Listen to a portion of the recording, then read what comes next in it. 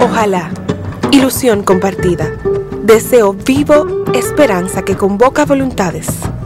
Mejor aún, compromiso, asumir ideas, desafíos y ayudar a pensar. Ojalá también es tarea nuestra y suya, convertir ilusión en realidad de bienestar. Con ustedes, despuntando el día, ojalá. Hola, muy buenas noches a todos y a todas. Sean ustedes bienvenidos a Ojalá. El martes pasado tuvimos una gratificante conversación con Gedeón Santos en la que abordamos la relación de los Estados Unidos y América Latina, teniendo como punto de partida aquel escarceo entre el presidente Chávez y el presidente Uribe, presidente Chávez de Venezuela, presidente Uribe de Colombia, a partir de la instalación de bases militares en Colombia. Antes del martes, hará algunos programas atrás, con el mismo Gedeón Santos, diputado del Parlacén, dirigente del Partido de la Liberación Dominicana, habíamos advertido desde aquí, desde Ojalá, sobre los riesgos de una escalada armamentista. Gedeón hablaba de la inminencia o la posibilidad, si los hechos se agudizaban, de una pequeña guerra fría que podría devenir en una guerra caliente.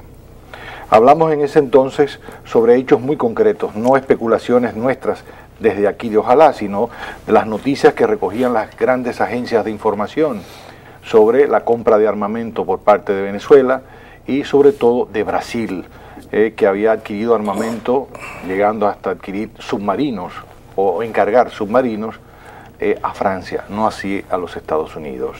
Recuerden ustedes la visita del presidente ruso Medvedev a Venezuela, en fin, toda una serie de hechos que nos hacían a nosotros concluir con mucha pena de que esta escalada armamentista en América Latina podría significar la distracción de recursos que bien los necesitan los gobiernos y los pueblos de América Latina para mejorar las condiciones de vida de sus ciudadanos y ciudadanas.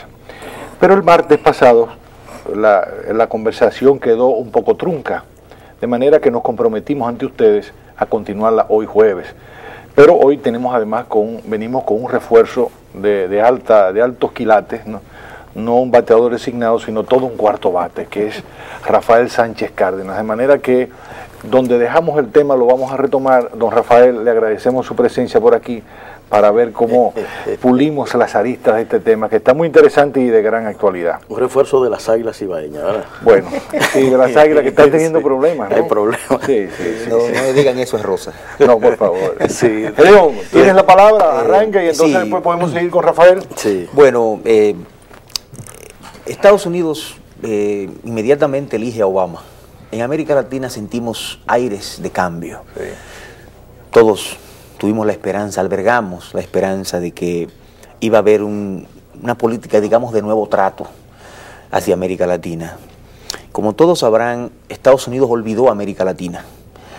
La olvidó después del fin de la Guerra Fría.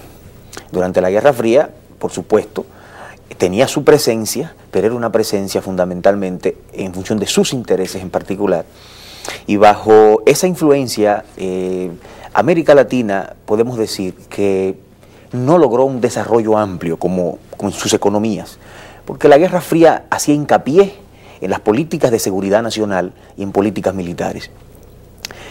Bueno, cuando llegó Obama uno dice, bueno, con este hombre que está planteando una política de acercamiento a los organismos internacionales, el multilateralismo y no el unilateralismo, etcétera, la moral internacional como forma de ejercicio de la política exterior, etcétera, vamos a tener una nueva relación. Pero inmediatamente Obama llega al poder. El primer indicio que dio fue dejar el mismo secretario de Defensa que tenía Bush. El señor apellido Gates. El señor apellido Gates. Evidentemente que fue una señal que él le estaba enviando a la derecha, diciéndole, yo no voy a meterme mucho con lo que ustedes han hecho.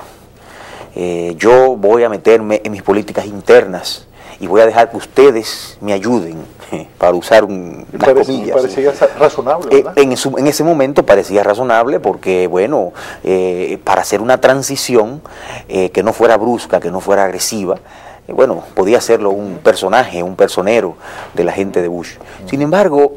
Y sobre todo porque a él lo eligieron para una agenda interna. Bien, está al lado de la guerra, pero los electores norteamericanos, el problema fundamental era el empleo, la pérdida de vivienda por las hipotecas, los problemas del consumo. Correcto. No así la guerra de Afganistán o de Irak como número uno. Claro. Entonces, para una sorpresa importante a los que observamos los problemas de política exterior, se ha dado una buena relación entre la secretaria de Estado y el secretario de Defensa, que no es muy normal. Sí. Casi siempre son Conflicto. tensas, no se hablan, no se dirigen a veces ni la palabra, no se llaman. Sí. En cambio, estos dos están en una relación bastante amigable, según se dice, se llaman por teléfono, se reúnen de manera periódica. Lo que me dice a mí que ¿quién traza la política exterior norteamericana y quién traza la política militar? Lo que se nota, y habíamos hablado en un programa anterior acá, es que hay varias partituras. No sé si los amigos televidentes sabrán que en Estados Unidos no necesariamente el presidente traza la agenda de política exterior. La política exterior influye en muchas áreas y muchas agencias no gubernamentales, ONGs de empresas muy poderosas, el Congreso, el famoso poderío del Comité de Relaciones Exteriores del Senado, donde Helms-Burton duró toda una vida. Richard Helms. Exacto, Sí. Richard Helms, etcétera. Entonces, durante años, estos grupos de presión de diferente tipo han influido en la agenda de política exterior de Estados Unidos. A veces los presidentes incluso responden más a esa agenda de estos grupos que a una agenda propia, porque estos grupos son también financistas de campaña y son entidades con un poder tan grande de presión que pueden cambiar incluso el voto en el Senado o en la Cámara de Representantes. Bueno, ¿qué es lo que vemos? Bueno,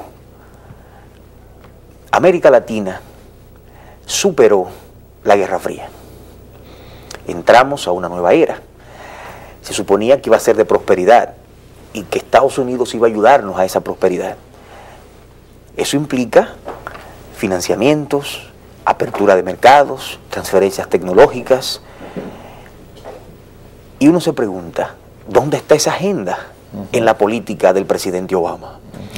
¿Ha habido alguna iniciativa que no fuera el Tratado de Libre Comercio que ya se había firmado en la época Bush, con respecto por lo menos a la apertura de mercados? No ha habido ningún tipo de iniciativa de Estados Unidos en materia de políticas al desarrollo para nuestros países. Es más, agencias que daban ayudas incluso para programas en América Latina en favor de la mujer, de la niñez, se cerraron en la época de Bush. Agencias como la Agencia Internacional para el Desarrollo, la AID, le bajaron los fondos, pero sustancialmente. Entonces, no se ve una política de Estados Unidos hacia América Latina que esté en sintonía con los problemas de América Latina. Y les fracasó el ALCA. Claro, entonces Así es. el ALCA, que fue, digamos, el gran proyecto de integración planteado por Estados Unidos, todos conocemos las dificultades y eran evidentes que se dieran porque las asimetrías son muy altas, demasiado altas, y nuestros países no estaban preparados. En eso el Cono Sur fue más inteligente. Recuerdo la voz de Brasil diciendo, cuando el ALCA, nosotros no estamos preparados para competir de igual a igual con las empresas norteamericanas todavía. Hay que darnos un tiempo y después firmamos. Bueno, al final todo fracasó. Entonces, a pesar de esta política de ausencia y de políticas no claras o de ausencia de políticas para América Latina, ahora se destapan con las bases militares en Colombia. Ya habíamos hablado antes de lo que eso iba a significar para América Latina y la escalada armamentista que iba a traer. ¿Qué vemos nosotros? Personalmente yo pienso que el presidente Obama está dispuesto a negociar con la derecha norteamericana los aspectos de política exterior que le interesa a la derecha a cambio de que lo dejen hacer cosas de política interna. Eso parece lógico. Como tú dijiste en la introducción, el presidente Obama lo que encuentra y por lo que